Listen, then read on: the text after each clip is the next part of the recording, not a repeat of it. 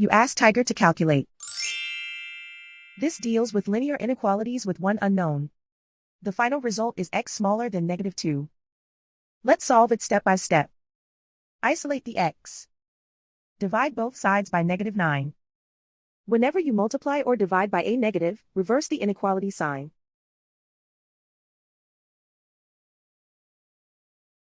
Cancel out the negatives.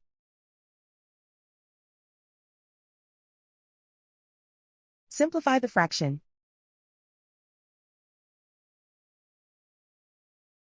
Move the negative sign from the denominator to the numerator.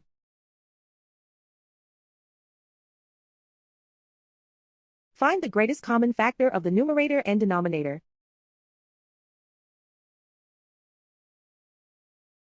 Factor out and cancel the greatest common factor.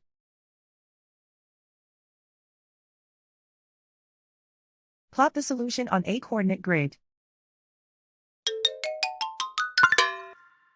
And so the final result is x smaller than -2.